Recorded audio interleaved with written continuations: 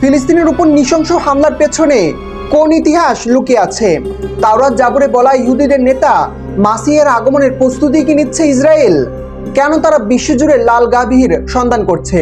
কেনই বা তারা আল আকসা ভেঙে সেখানে সুলেমানীয় মন্দির নির্মাণ করতে যাচ্ছে? আর এইসব ঘটনার সাথে দাজ্জালের আগমনের সম্পর্কই বা কি? আসসালামু আলাইকুম, আপনাদের সকলকে স্বাগত জানাচ্ছি আমিদ প্রিন্সের ইসলামিক ডকুমেন্টারিতে। প্রিয় দর্শক, আমিদ প্রিন্সের ভিডিও নতুন দেখে থাকলে আমাদের ইউটিউব চ্যানেলটি সাবস্ক্রাইব করে রাখতে ভুলবেন না। চলুন উত্তর খুঁজেই শুরুতে বলা প্রশ্নগুলোর। পুরো ঘটনা বোঝার সুবিধার্থে প্রথমে ইহুদি তথা বনী ইসরায়েলীদের ইতিহাস সম্পর্কে সংক্ষেপে কিছু জেনে নেওয়া দরকার। আল্লাহর প্রেরিত কিতাব তাওরাত ও জাবুর, যাকে বাইবেলে বলা হয় ওল্ড টেস্টামেন্ট, সেখানে ঈসা আলাইহিস সালাম বা মাসিহের আগমনের ভবিষ্যদ্বাণী করা হয়েছে। ঈসা আলাইহিস সালামের জন্মের আগে যখন বনী ইসরায়েলীরা রোমানদের দ্বারা নির্যাতনের শিকার হচ্ছিল, তখন তারা তাওরাত জাবুরে বলা মাসিহের আগমনের জন্য অপেক্ষা করছিল। মাসি বা ঈসা আলাইহিস সালাম সম্পর্কে আল্লাহ তাআলা পবিত্র কোরআনের সূরা আলী ইমরানের 49 নম্বর আয়াতে বলেছেন, আর তিনি তাকে বনী ইসরায়েলের নিকট রাসূল হিসেবে প্রেরণ করবেন। সে বলবে, নিশ্চয়ই আমি তোমাদের প্রতিপালকের পক্ষ হতে নিদর্শন সহ তোমাদের নিকট এসেছি।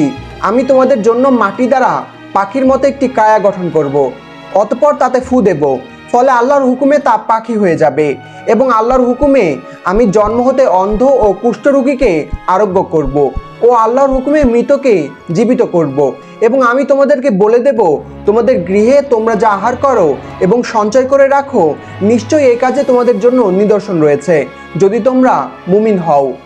কিন্তু যখন ঈসা আলাইহিস সালাম বা মাসিহকে আল্লাহ তাআলা ইহুদিদের মাঝে পাঠালেন এবং ঈসা আলাইহিস সালাম আল্লাহর বাণী প্রচার করা শুরু করলো, তখন সব ইহুদিরা তাকে অস্বীকার করলো, কারণ তারা মনে করেছিল তাদের মাসিহ হবে একজন রাজনৈতিক নেতা, যিনি রোমানদের নির্যাতনের হাত থেকে ইহুদিদের রক্ষা করবেন।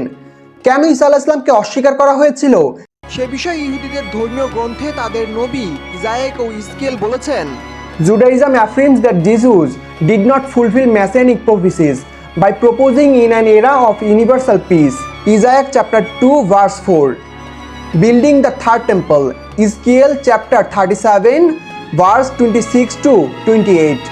And returning all Jews to the land of Israel. Isaiah chapter 43 verse 5 to 6. এর মানে হলো ঈসা আলাইহিস সালাম বা মাসিহ আসবেন ইহুদিদের জন্য শান্তি নিয়ে, আল আকসায় তৃতীয় মন্দির নির্মাণ করার পর ও সব ইহুদিদের একত্রিত করে। কিন্তু ইহুদিদের মাঝে আল্লাহর নবী ঈসা আলাইহিস সালাম এসেছিলেন ধর্মীয় নেতা হিসেবে। তাই বাইবেলে বর্ণিত মাসিহের সব বিবরণ আল্লাহর প্রেরিত রাসূল ঈসা আলাইহিস সালামের সাথে মিলে যাওয়ার পরেও তারা তাকে অস্বীকার করে এবং রোমান রাজার কাছে অভিযোগ করে ঈসা আলাইহিস সালামকে ক্রুশবিদ্ধ করার দাবি জানায়। চোখের সামনে সত্যকে দেখার পরেও তারা সে সত্যকে অস্বীকার করে। তাই আল্লাহ তাআলা বনী ইসরায়েলকে অভিশপ্ত জাতি বলেছেন এবং ঈসা আলাইহিস সালামের পর বনী ইসরায়েলীদের মধ্যে আর কোনো নবী পাঠাননি।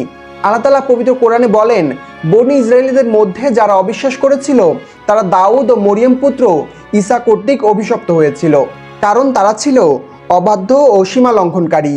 সূরা মাইদা আয়াত ৭৮।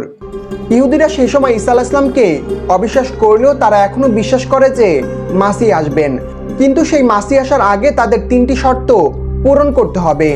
শর্ত নাম্বার 1, সব ইহুদিদের তাদের প্রমিসড ল্যান্ড বা প্রতিশ্রুত ভূমিতে একত্রিত হতে হবে। তাদের বিশেষ দ্বিতীয় বিশ্বযুদ্ধের পর সব ইহুদি ইসরায়েলে এসে ইসরায়েলকে একটি স্বাধীন রাষ্ট্র ঘোষণা করার মাধ্যমে তারা এই শর্ত পূরণ করেছে। ফিলিস্তিন ভূখণ্ড দখল করা তাদের এই শর্ত পূরণেরই একটি অংশ। শর্ত 2, তাদের টেম্পল অফ সোলেমান বা সোলেমানি মন্দির তৃতীয়বার নির্মাণ করতে হবে।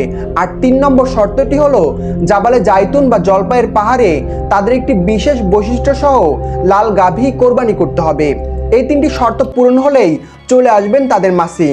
তাদের মতে ইহুদিরা একজোট হয়ে প্রথম শর্তটি পূরণ করলেও আরও 2টি শর্ত পূরণ করা এখনও বাকি, যার একটি হচ্ছে তৃতীয় সোলেমানি মন্দির নির্মাণ।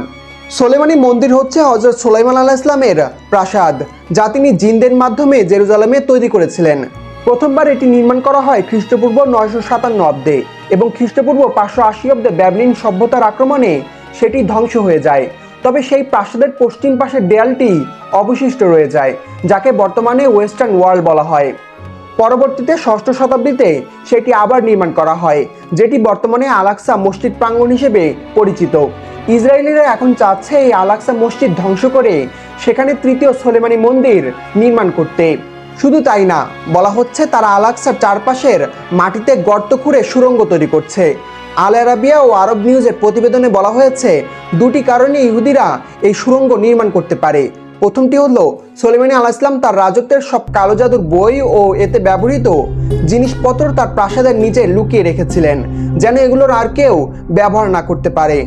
ইসরায়েলিরা এখন সেই বই খুঁজতে আল-আকসার পাশে গর্ত খুঁড়ছে। আর দ্বিতীয় সম্ভাব্য কারণটি হচ্ছে এই গর্তের কারণে আল-আকসার ভিত্তি দুর্বল হয়ে যাবে এবং তা পরবর্তীতে আপনা আপনি ধসে পড়বে। ব্যাপারটা এমন যে সাপও মরল আর লাঠিও ভাঙল না। আর তৃতীয় শর্ত হিসেবে তারা এখন হন্যে হয়ে সারা পৃথিবী জুড়ে লাল গাভীর সন্ধান করছে এবং বিশ্বের নানা প্রান্ত থেকে লাল গাভী সংগ্রহ করে তারা পরীক্ষা নিরীক্ষা চালাচ্ছে। ইহুদিদের বর্ণনা অনুযায়ী গাভীগুলোর গায়ে কোনো দাগ থাকবে না, গাভীর বয়স হবে অল্প এবং গাভীগুলোর শিং, খুর এমনকি চোখের পাপড়িও লাল হতে হবে। যদি শিং এবং খুর পুরোপুরি লাল না হয় তবে গাভী বলি দেওয়ার আগে সেগুলোকে কেটে ফেলা হবে। নূম চ্যাপ্টার 19 ভার্স 2। 2015 সালে যুক্তরাজ্যের পত্রিকা দ্য গার্ডিয়ানে প্রকাশিত একটি প্রতিবেদনে বলা হয় যে ইহুদিরা গবেষণার জন্য টাকা বিনিয়োগ করছে যেন একটি নিখুঁত লাল গাভী তারা উৎপাদন করতে পারে। অনেকের মতে তেমন বর্ণনার গাভী ইতিমধ্যেই পাওয়া গেছে, তবে বিষয়টি নিয়ে এখনও অনেক ধোঁয়াশা রয়েছে। ইহুদিদের মতে এখন বাকি শুধু আল-আকসা ধ্বংস করে তৃতীয় সোলেমানি মন্দির নির্মাণ করা, তবেই চলে আসবে তাদের মাসি। কিন্তু কে তাদের মাসি? রাসূল সাল্লাল্লাহু আলাইহি ওয়াসাল্লামের হাদিস অনুযায়ী ইহুদিদের মধ্যে থেকে রাজনৈতিক ও অলৌকিক ক্ষমতাধর একজন ব্যক্তি নিজেকে মাসি বা ঈসা আলাইহিস সালাম দাবি করবে। সেই মাসি হবে দাজ্জাল। দাজ্জালের আগমন সম্পর্কে আনাস রাদিয়াল্লাহু হতে বর্ণিত হয়েছে, তিনি বলেন রাসূলুল্লাহ সাল্লাল্লাহু আলাইহি ওয়াসাল্লাম বলেছেন, এমন কোনো নবী নেই যিনি নিজ উম্মতকে মহামিথ্যাবাদী কানা দাজ্জাল সম্পর্কে সতর্ক করেননি। কিন্তু মনে রাখবে, তার এক চোখ কানা হবে আর নিশ্চয়ই তোমাদের মহামান্বিত প্রতিপালক কানা নন। তার কপালে কাফারা বা কাফের শব্দটি লেখা থাকবে। সহজ করে বললে ইহুদিরা যেই মাসি এর আগমনের জন্য অপেক্ষা করছে, ইসলামে সেই মাসিকে দাজ্জাল বলা হয়েছে। সবকিছু জেনে ইহুদিরা ফিলিস্তিনিদের উপর ধ্বংসযজ্ঞ চালাচ্ছে এবং দাজ্জালকে ডেকে নিয়ে আসছে। তাদের ধারণা সে এসে তাদেরকে রক্ষা করবে, কিন্তু মহানবী সাল্লাল্লাহু আলাইহি ওয়াসাল্লামের হাদিস অনুসারে দাজ্জালের মতো ভয়ঙ্কর মিথ্যাবাদী ও ফিতনা সৃষ্টিকারী পৃথিবীতে আর কেউ কখনো হবে না। হযরত নাওয়াস ইবনে সামান রাদিয়াল্লাহু আনহু থেকে বর্ণিত, তিনি বলেন রাসূলুল্লাহ সাল্লাল্লাহু আলাইহি ওয়াসাল্লাম দাজ্জালের আগমনের ব্যাপারে উল্লেখ করে বলেন, সে অভিশপ্ত দাজ্জাল শামদেশ তথা সিরিয়া ও ইরাকের মধ্যবর্তী এক পথ দিয়ে বের হবে, অতঃপর ডানে এবং বামে ধ্বংসযজ্ঞ চালাবে। সহিহ মুসলিম। অন্য হাদিসে হযরত নাওয়াস ইবনে সামান রাদিয়াল্লাহু আনহু বর্ণনা করেন, রাসূলুল্লাহ সাল্লাল্লাহু আলাইহি ওয়াসাল্লাম এক পর্যায়ে দাজ্জাল সম্পর্কে বললেন, কিয়ামতের আগে হযরত ঈসা আলাইহিস সালাম আসমান থেকে পৃথিবীতে অবতরণ করবেন। তিনি যে স্থানে অবতরণ করবেন মূলত সিরিয়ার দামেস্ক শহরের পূর্ব অঞ্চলে উঁচু এবং সাদা মিনারায়। তিনি অবতরণ করে দুনিয়াতে আসবেন এবং সারা দুনিয়ায় তাণ্ডব চালানো দাজ্জালের বিরুদ্ধে তিনি লড়াই করবেন। আর সিরিয়ার লুদ নামক স্থানে তিনি দাজ্জালকে হত্যা করবেন। হাদিসটি রয়েছে সহিহ মুসলিমে। ইহুদি বিশ্বাস মতে 3টি শর্ত পূরণ করলে আল মাসি আর দাজ্জাল পৃথিবীতে আগমন করবে। ইসলামিক স্কলারদের মতে এই 3টি শর্ত পূরণ করার জন্যই ইসরায়েলিরা ফিলিস্তিনিদের উপর এত পরিমাণ অত্যাচার, নির্যাতন ও নৃশংস হত্যাযজ্ঞ চালাচ্ছে। কারণ দাজ্জাল পৃথিবীতে আসার পেছনে জেরুজালেমের পবিত্র আল-আকসার স্থানে সোলেমানীয় মন্দির নির্মাণ অন্যতম শর্ত হিসেবে কাজ করে। আল্লাহ আমাদের দাজ্জাল ও তার ফিতনা থেকে রক্ষা করুক, সেই সাথে ইহুদিদের হাত থেকে রক্ষা করুক আমাদের ফিলিস্তিনি নিরীহ ভাই বোনদের।